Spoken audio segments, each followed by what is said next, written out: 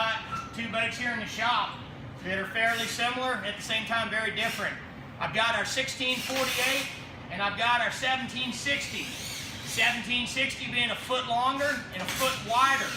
Both these boats, however, are running the same power plant. They're both going to have the Mercury 11580 4-stroke jet drive, of course. Both these boats also have a 3/16" bottom with 1/2" UHMW, glued and mechanically fastened. Moving up, both of these boats are, like I mentioned, running the 11580. However, from there, they get pretty different. The 1760 is going to have a live well in it, 2-compartment live well, bait well, and trophy well. This 1648, although we could put a live well in it, it will not have one. The customer does not want one. As far as fuel capacity is concerned, this 1760 is running a 27-gallon inboard tank with in-dash fuel gauge. This 1648 is running the capabilities of 4 6-gallon tanks, giving it a total capacity stored 28 gallons. Both of these boats are going to have wraps on them. Neither one of them is going to be painted. This is actually the third one for this particular customer. He wants one that can really get into the skinny stuff and really be heavy duty, so he's going to put a heavy duty wrap on it.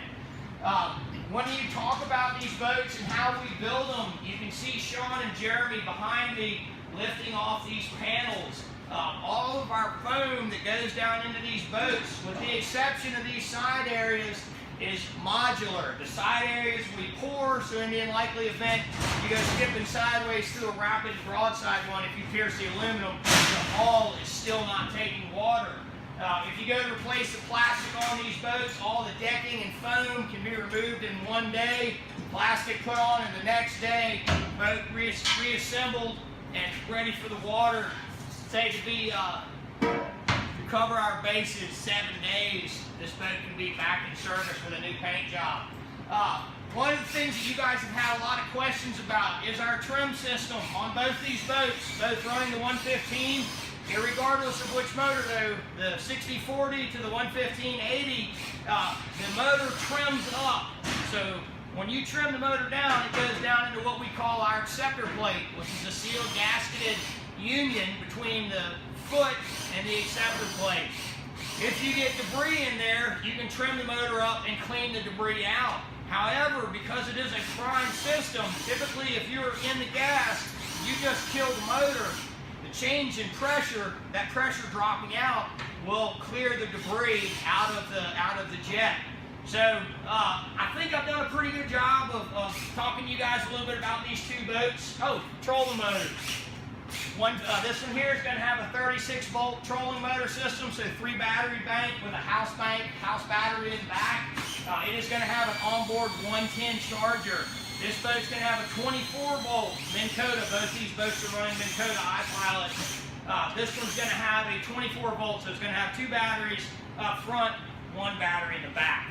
I hope I've done a good job of answering y'all's questions. Please, this YouTube channel thing's new for us. Leave me some comments, give me some feedback. I'm all ears. What we're really looking to do is some places here on the southeast with some skinny water. We like to get out and show you guys what we do. The proof is in the pudding. If we can put you in the product and take you places that no other jet boat's gone before, we think you'll be believers. So until next time, this is Mason, Jeremy, Sean, and Fred at River Road Jet Boats saying see you soon and be safe out there.